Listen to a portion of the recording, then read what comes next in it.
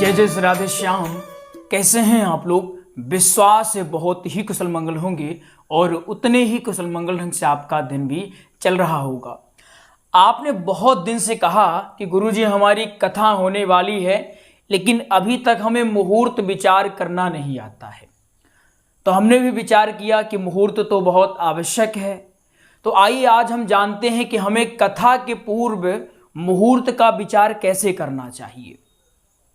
जैसे देखिए, अगर आप ऐसे ही कथा करने लगे, मुहूर्त आप देखे नहीं, तो वहाँ अगर कोई विद्वान जन है तो आपको टोक सकते हैं, आपको कह सकते हैं कि महाराज आप कथा तो कर रहे हैं, बहुत अच्छी बात है, लेकिन एक गलती आपने कर दी है, मुहूर्त न देखकर।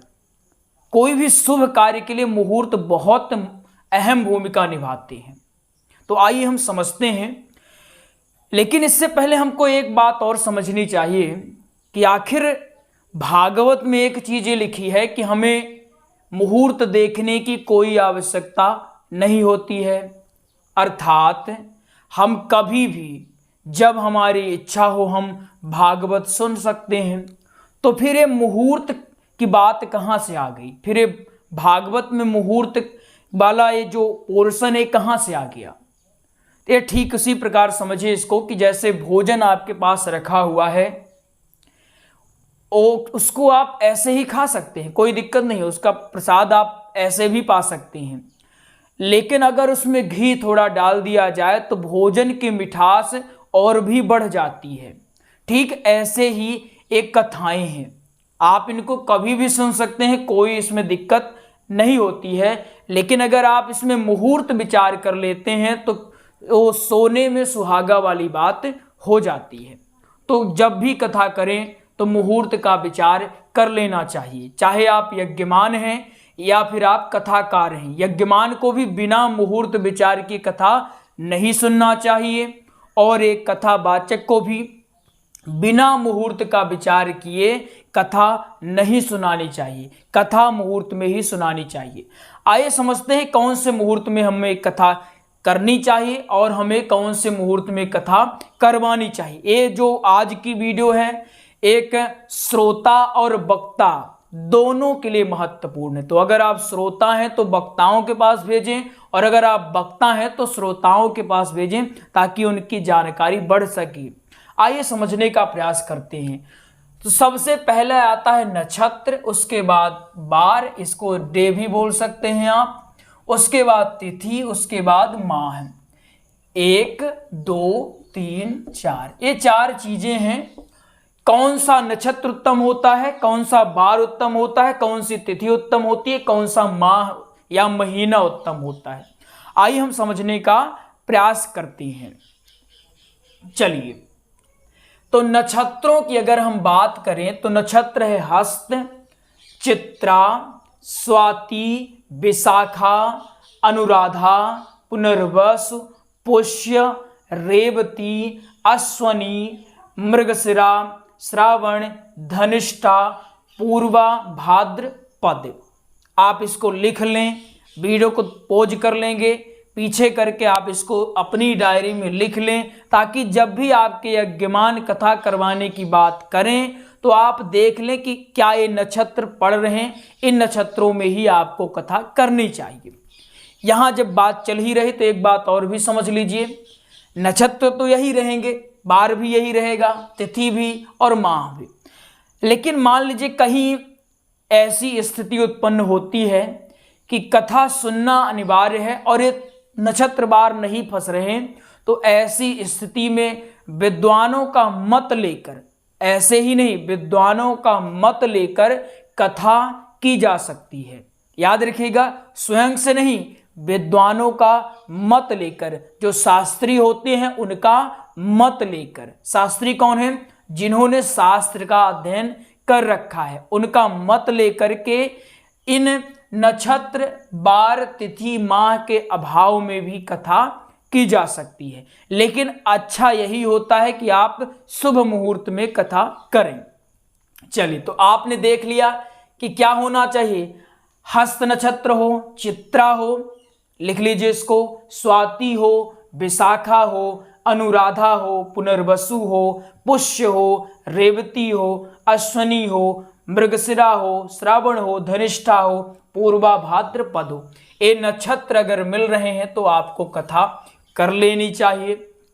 दूसरी बात बार या फिर दिन की, इसके लिए दिन अगर प्रारंभ करना है तो सोमवार में बहुत उत्तम होता है, बुध में, गुरु में और शुक्र। 1 2 3 4 ये जो 4 बार हैं ये कथा प्रारंभ के लिए बहुत ही उत्तम माने जाती हैं, ठीक है ना। इसके बाद तिथि आती है। तिथि में द्वितीया, तृतीया, पंचमी, षष्ठी, दशमी, एकादशी और द्वादश। कौन?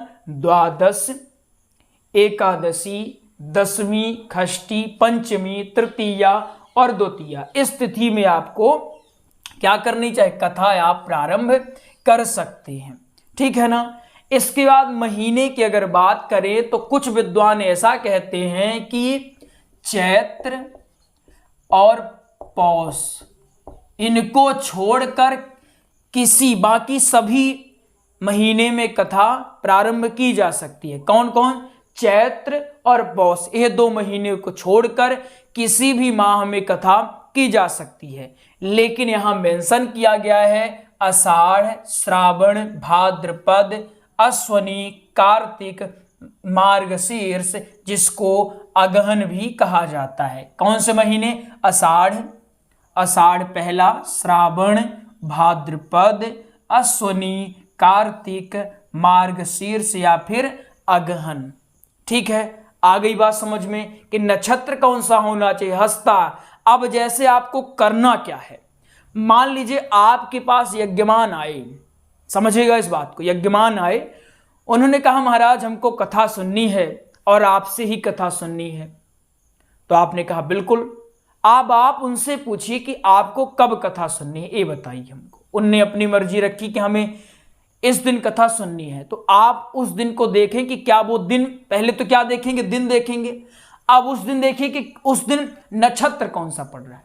नक्षत्र आपने देख लिया, तिथि कौन सी है उस दिन की। मान लीजिए आपने देखा कि 7 तारीख का बोल रहे हैं, आपके यज्ञमान ने कहा कि 7 तारीख को हमको कथा सुननी है। आपने देखा कि उस दिन सोमवार तो पड़ रहा है, बहुत बढ़िया, सोमवार भी पड़ गया। फिर आपने देखा कि उस दिन इनमें से ए वाला नक्षत्र पड़ रहा है, कौन सा? पुनर्वसु नक्षत्र भी पड़ रहा है।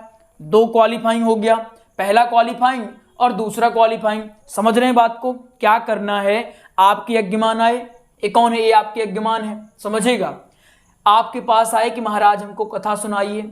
आपने पूछा किस दिन कथा सुनाओ? उनने कहा कि हमको 7 तारीख को कथा सुननी है। कितने तारीख को? 7 तारीख को। तो आपने देखा कि 7 तारीख को सोमवार है, यानी कि बार वाला गुरुजी ने कहा था कि सोमवार को कथा कर सकते हैं, तो आपने कहा अच्छा सोमवार को तो बढ़िया है। उसके बाद आपने देखा कि सोमवार तो ठीक है, लेकिन गुरुजी ने कहा था सिर्फ बार से काम नहीं चलेगा, नक्षत्र भी देखना पड़ेगा। तो आपने तुरंत नक्षत्र देखा कि नक्षत्र कौन सा हो रहा है, तो आपने देखा कि सोमवार उस दिन पुनर्वसु नक्षत्र हो रहा है। 2 हो गया।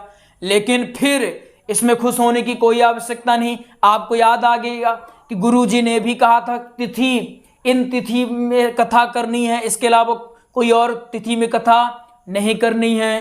करेंगे क्या?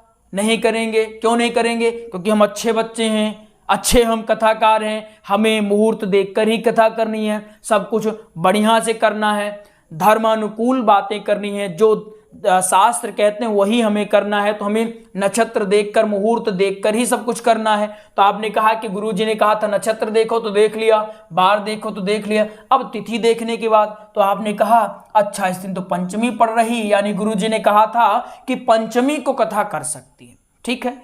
अब पंचमी भी, महीना भी आपने देख लिया कि अच्छा महीना अश्वनी हो रहा है, मतलब कथा बढ़िया है। तो आप अपने यज्ञमान जी को कहिए कि बधाई हो, आप कथा सुन सकती हैं, ठीक है ना। इसके लिए आपको ये सारे नक्षत्र भी याद करने पड़ेंगे, बार भी याद करना पड़ेगा, तिथि भी, माह भी, ये सारी चीजें आपको याद करनी पड़ेगी। लेकिन यहाँ एक चीज और याद रख ले, कोई भी मान लीजिए आप कथा होती है, मुहूर्त देखने की अगर बात आती है, तो वहाँ आपको अपने साथ एक शास्त्री जी को रखना चाहिए, जो इनकी विषय में जानकारी बढ़िया से रखते हो, जिन्हें नक्षत्र का बढ़िया से ज्ञान हो, तिथियों का बढ़िया से ज्ञान हो, जिन्हें मतलब जो इसी फील्ड के ही हो, यानी कि जो वैदिक कर्मकांड कर रहे हो, उनको अपने साथ रखिए ताकि वो मुहूर्त देखकर आपको और बढ़िया से बता लें। लेकिन अगर नहीं है तो आप इसके माध्यम से मुहूर्त का विचार कर सकते हैं। एक अच्छा मुहूर्त क्या होगा कि इनमें से कोई नक्षत्र आएगा, इनमें से कोई बार आएगा, इनमें से कोई तिथि आएगी और इनमें से कोई माह आएगा, वही क्या होगा, अच्छा मुहूर्त होगा। अभी शुरुआत है, अभी से अगर गलतियां आप प्रारंभ कर देंगे तो फिर आदत पड़ जाएगी। इसलिए अभी से प्रयास करें कि जो गलती हो उसको सुधारें और ऐसा कुछ भी न करें जो आपको कल कोई टोक दे, क्योंकि अगर भरी सभा में किसी ने टोका तो बहुत बुरा लगता है, हमारा मोटिवेशन जो होता है उसकी धज्जियां उड़ जाती हैं, बहुत बुरा लगता है, फिर आत्मविश्वास डेवलप करने में बहुत ज़्यादा टाइम लगता है। इसलिए ऐसा प्रयास करें कि कोई टोक ही न पाए। अच्छा करेंगे तो कोई टोक ही नहीं पाएगा। और अगर आप इसमें पारंगत नहीं हैं अभी, तो अभी परेशान होने की आवश्यकता नहीं है। आप अपने साथ कोई विद्वान जन को रखिए, वो आपको बढ़िया से सब कुछ बता देंगे। तो विश्वास है आपको समझ में आ गया होगा। इसको एक बार आप चाहें तो स्क्रीनशॉट ले सकते हैं, ठीक है ना। बाकी हमने आपको सब कुछ अच्छे से बता दिया है, इसमें और कुछ छूटा नहीं है। जो छूटा होगा तो हम अगले प्रसंग में आपको फिर से बता देंगे। और अब आपको और क्या जानकारी चाहिए वो बताएंगे। अब जल्द ही आपको हम कलश यात्रा के बारे में बताने वाले हैं कि कलश यात्रा कैसे निकाली जाती है। धैर्य रखिए, हम सारी चीजें बस जब जानेंगे कि आपकी अब आवश्यकता है तुरंत हम आपको बता देंगे, बस आपको सीखते रहना है। आइए आपको जानकारी देते हैं। हमने भागवत जी का श्री राम कथा का व सत्संग का हमने क्या तैयार करवाया है, हमने नोट्स तैयार करवा दिया। ये नोट्स आपको PDF फॉर्मेट में मिल जाएगा। कुछ लोग कहते हैं गुरुजी नोट्स लेना आवश्यक है क्या? तो ये तो वही बात हो गई कि सैनिक तैयार हो गए और पूछ रहे हैं कि महाराज शस्त्र लेकर जाना है युद्ध में कि नहीं जाना है। युद्ध के मैदान में शस्त्रों की जितनी भूमिका होती है, ऐसे ही कथा के लिए नोट्स की आवश्यकता होती है। बुक पढ़कर आप कथा नहीं कर सकते, इस बात को जितनी जल्दी हो समझिए। क्यों नहीं कर सकते? क्योंकि उसमें आपको श्लोक और प्रसंग तो मिल जाएंगे, लेकिन आपको दृष्टांत नहीं मिल पाएगा, भजनें नहीं मिल पाएंगी, और जो बीच बीच में रुझान टाइप का आपको दृष्टांत देना होता है वो चीजें नहीं मिल पाएंगी। मुख्य बात यह होगी कि उसमें समस्या हो जाएगी कि पहले दिन क्या बोले, दूसरे दिन क्या बोले, तीसरे दिन। इन्हीं सब समस्याओं को देखते हुए हमने नोट्स तैयार करवाया है। यानी कि भागवत में 18,000 श्लोक हैं, सारे श्लोकों को 7 दिन के अंदर तो बोलना नहीं, और ये पॉसिबल भी नहीं कि 18,000 श्लोक 7 दिन के अंदर बोले जा सकें। और उसमें भी प्रसंग भी बताना है, दृष्टांत भी बताना है, और समय भी कम ही रहता है, 3 घंटे रहते हैं हमारे पास समय। तो इसलिए हमें उन चीज़ों में फोकस करना चाहिए, महत्वपूर्ण जितने भी, महत्वपूर्ण अर्थात कम से कम 300 से 400 तक। तो आपको ये नोट्स में विधिवत ढंग से सारी चीज़ें मिल जाने वाली, अर्थात ये नोट्स का अध्ययन करके आपको ये पता चल पाएगा कि कौन से श्लोक महत्वपूर्ण है, कौन सा प्रसंग महत्वपूर्ण है, कौन सा दृष्टांत महत्वपूर्ण है, कितनी भजनें हमको बोलनी है। इसलिए नोट्स की आवश्यकता है, इसलिए हम बताते भी हैं। अगर ऑनलाइन क्लास की बातें करें तो उसकी फीस बहुत हाई रहती है, लेकिन अगर नोट्स की बात करें तो ये आपको बहुत ही कम शुल्क में, इसका शुल्क ऐसा रखा गया है कि आराम से कोई भी ले सकते हैं, कोई दिक्कत नहीं होगी। तो आप विधिवत ढंग से नोट्स के माध्यम से तैयारी कर सकते हैं, इसीलिए बता देते हैं। बाकी ऐसी कोई भी समस्या नहीं। भागवत जी का नोट्स आपको 489 रुपए में, श्री राम कथा का नोट्स आपको 1449 रुपए में, सत्संग का नोट्स आपको 441 रुपए में। एक चीज और इसमें ऐड कर लीजिए, अभी श्री राम कथा की जो भजनें हैं इसका प्रॉपर नोट्स तैयार हो गया है। एक कंप्यूटर टाइप वाला नोट्स है, एक कंप्यूटर टाइप है, जिसके कारण इसका शुल्क है 399 रुपए हो गया है, ठीक है ना। तो आप चाहें तो इसको भी प्राप्त कर सकते हैं। इसके लिए आप इस नंबर में कॉल कर ले। नंबर क्या है? 82693863 376। इस नंबर में कॉल कर लें, आपको नोट्स की और जानकारी भी दे दी जाएगी और आपको नोट्स भी उपलब्ध करवा दिया जाएगा। ठीक है ना। तो आप चाहें तो नोट्स ले सकते हैं, लेकिन हाँ, नोट्स आप तभी लें जब आपको पढ़ना हो। अगर पढ़ना नहीं है तो नोट्स लेकर के स्वयं का पैसा बर्बाद न करें। चाहे 1 रुपए हो या फिर 1 लाख हो, आपने पैसा मेहनत से कमाया होगा, तो जब लगे कि हमें पढ़ना है, वास्तव में पढ़ना है, तभी नोट्स लीजिएगा। ऐसे नोट्स मत लीजिएगा, ये हमारा आग्रह है आप लोगों से। तो आइए मिलते हैं अगले प्रसंग में, तब तक के लिए जय जय श्री राधे श्याम। अब से जो भी कथा करें मुहूर्त देख कर करेंगे, ठीक है ना। मुहूर्त आपको बता दिया गया है कैसे मुहूर्त देखना है, तो आप लोग मुहूर्त देखकर ही कथा करेंगे।